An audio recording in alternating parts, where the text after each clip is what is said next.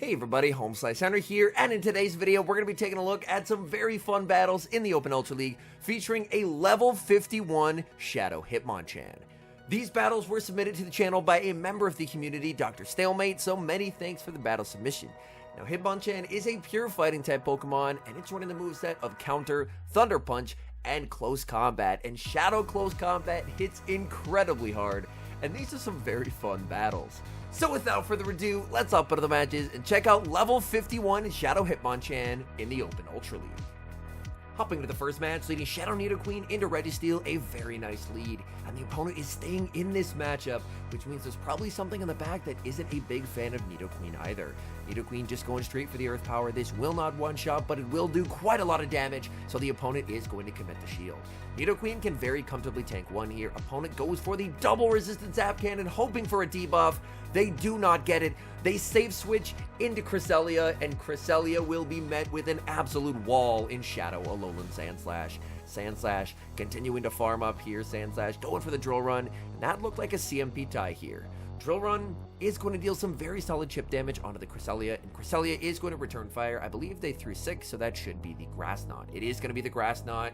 Now A-Slash, unfortunately the next Drill Run is not going to be enough to KO, but it will get Cresselia into farm down range. Firing off the Drill Run here. Drill Run will be shielded. Opponent takes advantage of the desync timers. In comes the Poliwrath, and Poliwrath snipes the energy on the A-Slash. That's a bit unfortunate, but now things are looking very good for a potential Shadow Hitmonchan sweep in the back. Farming up with the Nidoqueen and just going for the Poison Fang here. Just looking to soften up the Poliwrath, and then I think you just save the final shield for the Hitmonchan. The Cresselia is pretty close to a move, so it's probably going to be worth holding onto that shield.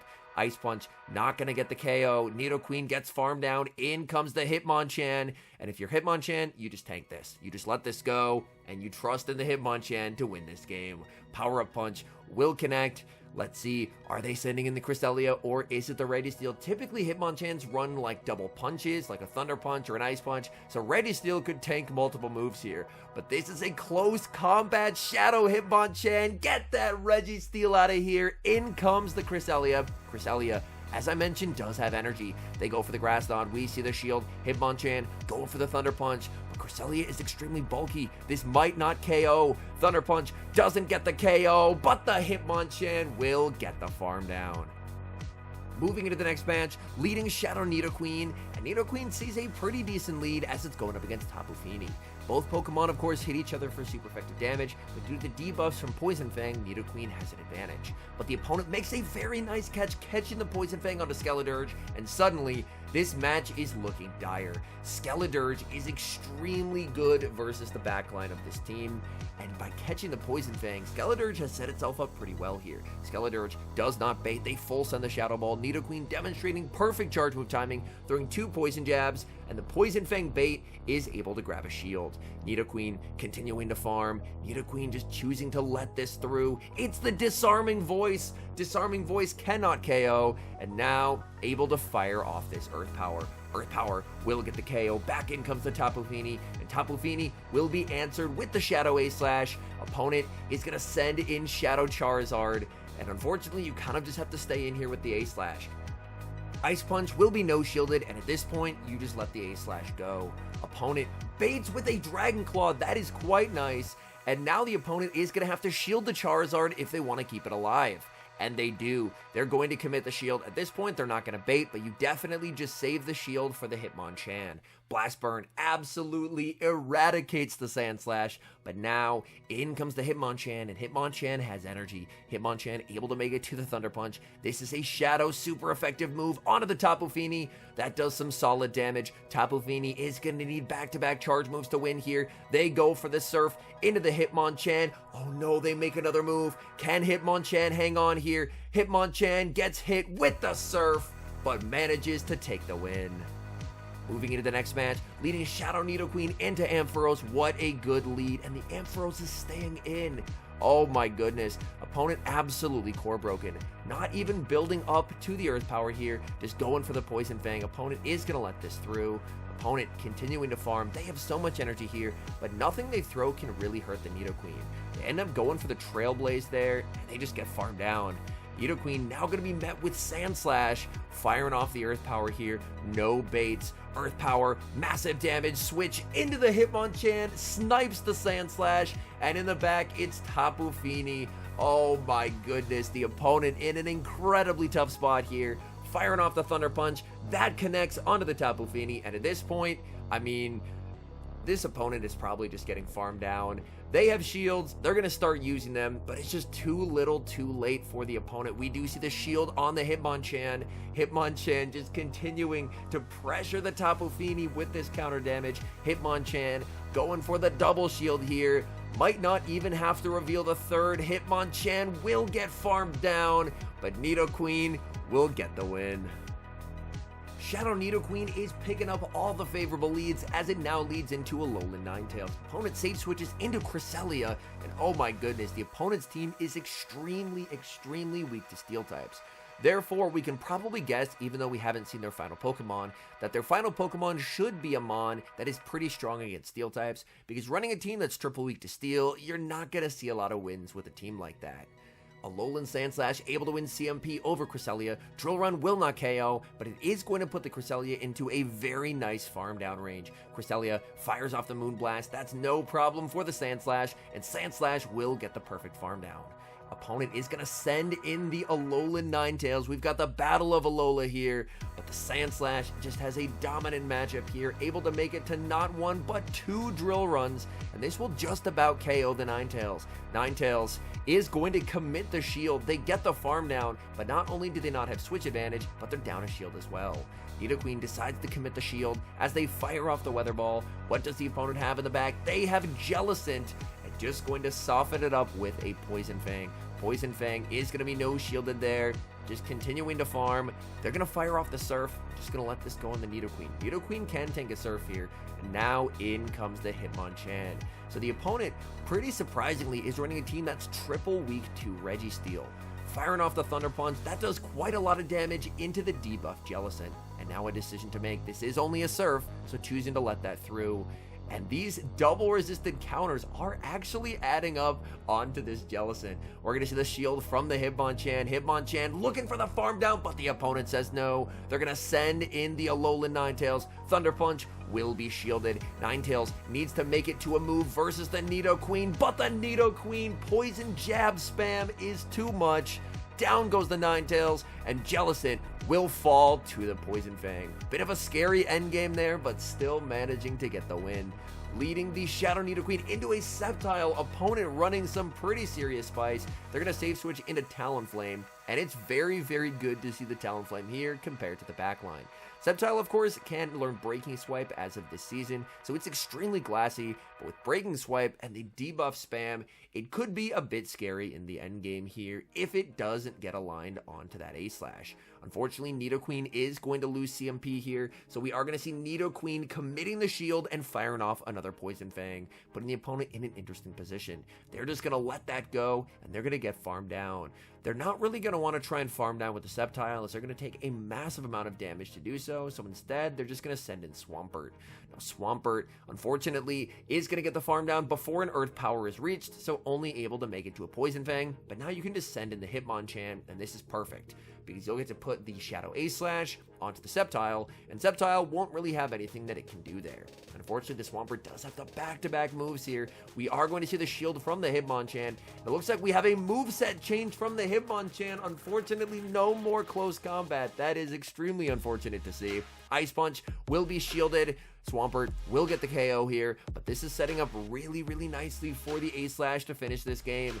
In comes the Sceptile. Sceptile farming up. Sceptile can also learn Earthquake, which could potentially be problematic as this is a Steel type. Ice Punch connects. Let's see, moment of truth. What is Sceptile running as their charge moves? They're running Frenzy Plant and probably Breaking Swipe. They're not able to make it to a move. And at this point, I mean, the Drill Run is loaded on the A-Slash. That's massive overkill, and that's a good game. We see a neutral lead in the next match, Shadow Nidoqueen into Shadow Shiny Charizard. That's gotta be one of the coolest shinies in the game, the Shadow Shiny Charizard. Nidoqueen will be able to outpace and make the Poison Fang before they make their first Blast Burn. Poison Fang will be no shielded, so the opponent is just looking to play out the Zero Shield here. So this is a pretty safe shield from the Nidoqueen. Opponent ends up baiting with the Dragon Claw and makes Dragon Claw number 2 with a fraction of HP remaining. This Dragon Claw will connect onto the Nidoqueen. Opponent now is going to send in Giratina. I definitely would have liked to see building up to the Earth Power here to potentially threaten a shield, but the opponent was not counting, and they end up shielding, so a misplay from the opponent. Either way, this Giratina is about to get in a world of hurt as it gets stuck going up against the A-Slash. In the back is Cobalion, and switch advantage was everything in this game, as Cobalion is now stuck going up against the Shadow Hitmonchan. Hitmonchan continuing to farm. Looks like Hitmonchan is going to go for the one shield farm down play. Oh, it looks like not able to do so as the opponent resigns the match. Alright, Shadow Nidoqueen into Steelix. Of course, the poison fast moves here do absolutely nothing to Steelix, but we see a very nice catch, catching the Breaking Swipe onto the Shadow Alolan Sandslash. Let's see, are they going to stay in with the Steelix? They're staying in for now.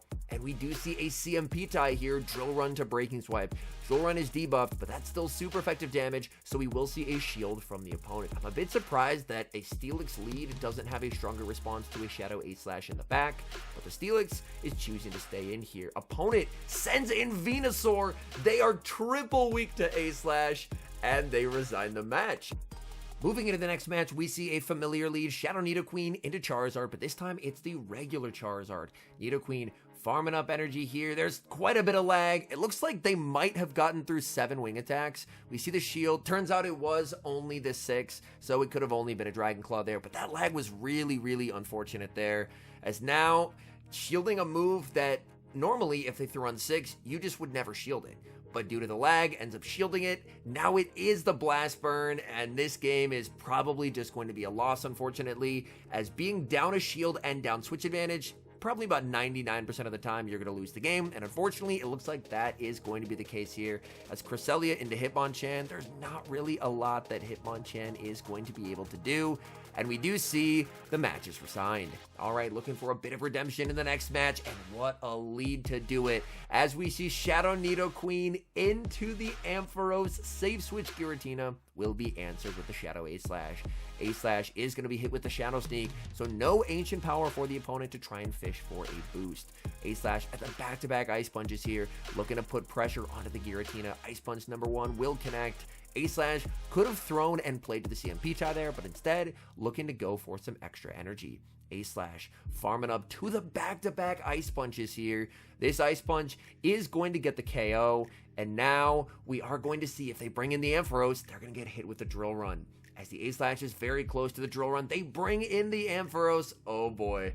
Are they going to shield here? Drill Run does get shielded, but the Ampharos' energy goes absolutely nowhere against the Nidoqueen. Nidoqueen continuing to farm. This is a very safe no shield for the Nidoqueen. Ampharos going for the Trailblaze. They are now boosted, but it's still a double resisted Volt Switch. Honestly, I probably would have liked to see the full send here, as the opponent, down a shield, does have incentive to try and call a bait, but either way, this Nidoqueen is in a very good position. If the opponent is staying in this matchup, they do not have a great response to a Nidoqueen in the back, and now we see they have the Machamp in the back, and Machamp just getting absolutely shredded by Poison Fangs, and to add insult to injury, the catch onto the Shadow Hitmonchan. Hitmonchan just outputting a massive amount of damage here, and the opponent resigns the match. Hopping to the final match, leading Shadow Nidoqueen into Shadow Gliscor. This is a massive core breaker for the team, so Nidoqueen unfortunately forced to stay in what is a decidedly negative matchup. Farming up to what could be a potential Stone Edge here, trying to bait a shield from the opponent, but the opponent does not fall for it. This is enough for the Earthquake, risking it, calling the bait, and calls it correctly, but the opponent gets the boost. Oh no! Makes the correct bait call, but the opponent now has a boosted Gliscor. Gliscor is going to lose CMP there, so they're now double debuffed on their defense, but Night Slash will get the KO. And you just have to send in the Alolan Sandslash here, and then just hope that the Hitmonchan is going to be able to do well in the back. They're firing off their boosted Night Slash here. We will see a shield from the A-Slash, A-Slash gets the farm down. We see there's the Cobalion in the back, and oh my goodness, Cobalion is going to be met with the Hitmonchan, which is now answered with Golisopod. Golisopod going for the X-Scissor there. X-Scissor, definitely not what you want to go for here. You need to make sure you're building up to the liquidation, as basically the only hope for Hitmonchan was that it was an X-Scissor. They went for the X-Scissor, and now this might actually be a playable game.